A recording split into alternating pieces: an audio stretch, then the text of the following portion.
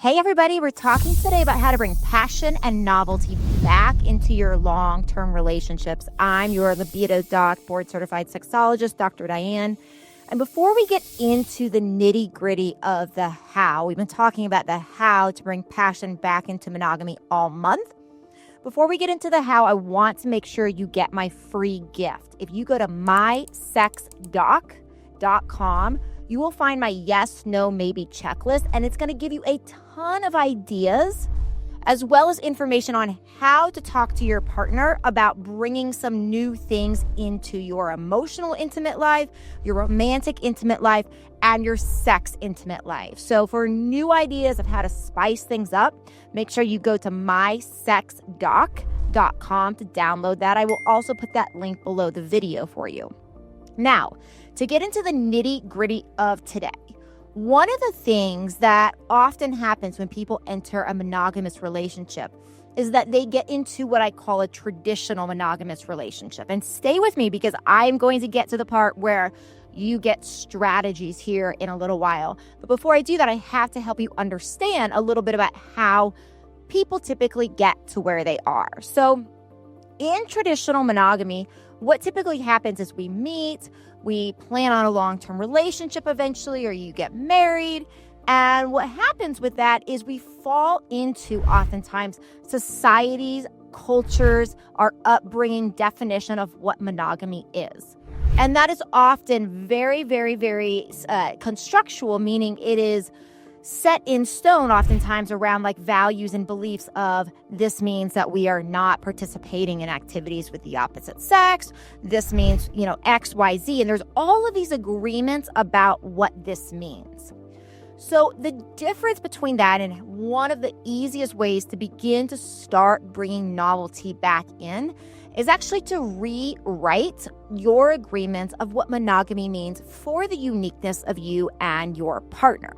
So this is what I call modern monogamy or hot and modern monogamy. And I call it this because one of the things that often happens, like I said, is we get so easily invested into this is what culture says monogamy means without actually realizing that the uniqueness of what that means is so individualized. In health and in all my work I do in healthcare, one of the things I find is that people are different. We can have 7 people in the room and they all have headaches.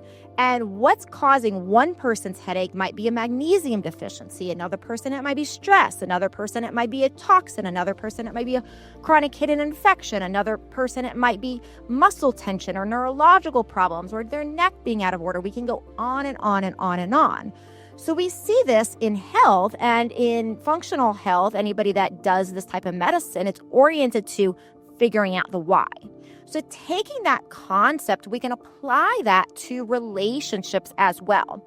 And when it comes to monogamy, what happens is people oftentimes get into relationships with this idea of these are the values we've been taught around monogamy and this is what monogamy is, without taking the time to actually define it for their relationship and say, what does this actually mean for us? So standardly, monogamy, for anybody that's in monogamous relationships and choosing that's going to mean not having sex or not having sexual intimacy with another person. And usually that includes anything from kissing and holding hands and romantic hugs and all that, all the way to penetrative sex. But there's a lot of other areas in monogamy that are really up for negotiation and interpretation. For example, sometimes in monogamy, it can work really well if partners still have friendships with the opposite sex. I've seen couples that love to do things like go to a coffee shop, and if the barista is cute, or if they're at a bar and that's, the person at the bartender's cute and their partner's not present, flirting a little bit. And then what the agreement sometimes is for those people is to bring that energy, that flirtatious energy, allow it to charge you up, and then bring it back home to actually experience more physically with your actual romantic partner. So these are just a couple examples, right? Does it mean that you are allowed to have friends that you do sports with that are the opposite sex? What does it mean as far as when your partner needs to be included versus not included in events, right? Are you allowed to have emotional close relationships with people of the opposite sex? Are you not? And so sometimes too, people get into this world of cheating, and cheating not necessarily physically, but emotionally, because these agreements are not talked about and those boundary lines are not talked about.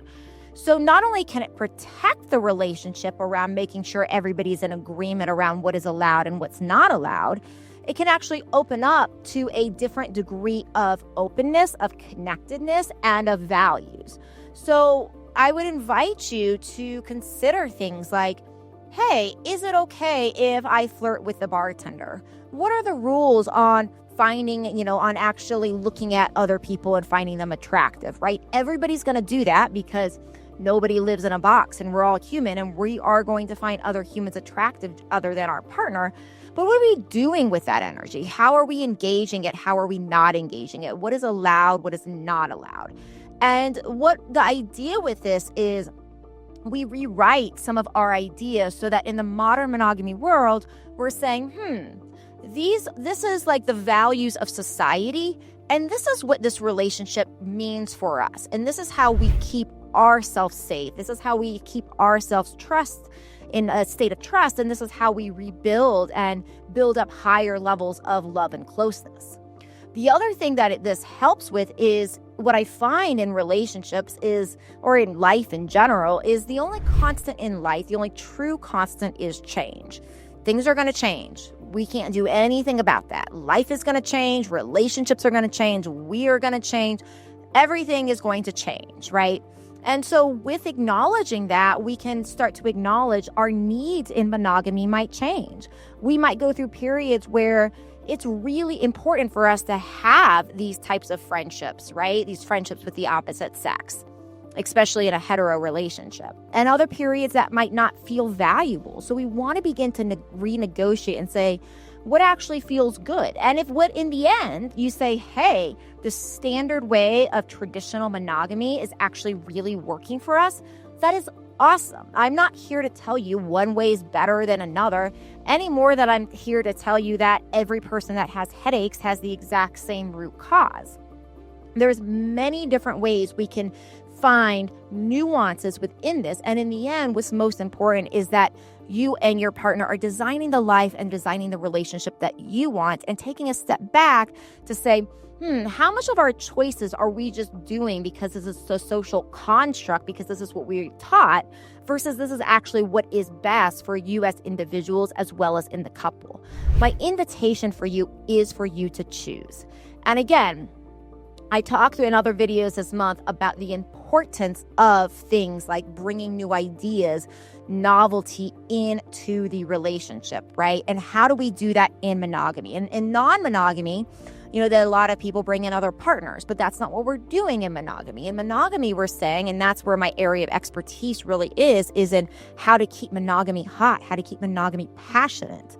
And so to do that, one of the things we do is we bring in new things into the relationship. And oftentimes we haven't even had these kind of conversations with our partner. So make sure you go to mysexdoc.com to download my checklist on how to bring novelty in, ideas on novelty. And again, you'll find novelty in the emotional realm, in the spiritual realm, in the sexual realm, various areas of the relationship there, to just trigger the conversations to say, this is working for us, this is not, this we might want to try, this we might not, etc., etc. So thanks again for another video. Please do subscribe. You'll get more videos all month on this topic. I'll see you again real soon. Ciao for now.